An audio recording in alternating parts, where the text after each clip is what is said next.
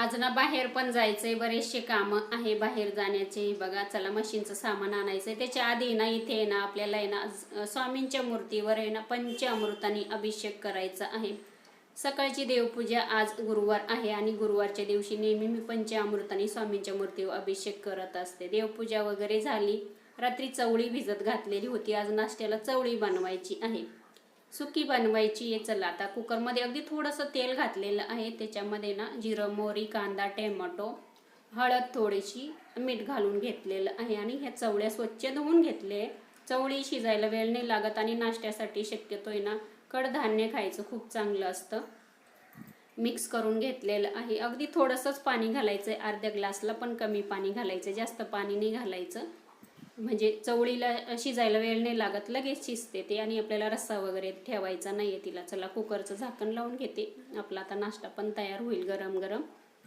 त्याच्यानंतर आहे ना थोडंफार घरातलं काम वगैरे आवरून घेतलेलं आहे. आता मी निघालेली आहे स्वामींच्या मठामध्ये आरतीसाठी. तयारी पण झालेली माझी. चला आता तिकडे आरतीला वगैरे चालली. तिकडनंच आहे ना तनिष्का म्हणून एक दुकान आहे, तिथे आहे ना मला आहे ना सगळं मशीनचं सामान मिळून जातं त्या दुकानामध्ये. फॉल अस्तरचा कलर जात नाही, खूप छान पण असतात ते. चला इथे मला फॉल पण घ्यायचे होते, अस्तर पण घ्यायचे होते, धागे पण घ्यायचे होते, लेस पण खूप छान असतात इथं. कोणत्याही ब्लाऊजला लेस पण लावू शकतो. चला सामान घेतलं, नंतर घरी आली. बघा माझ्या कॅटला पण स्वामींच्या मठातला प्रसाद आवडतो, ते पण खातात.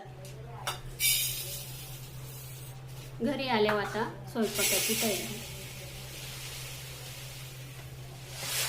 आता इथे तांदूळ घेतले आणि डाळ घेतलेली आहे. आता वेगवेगळंच टाकते मी आणि आता चला कुकर लावून घेते आणि भात पण ठेवते.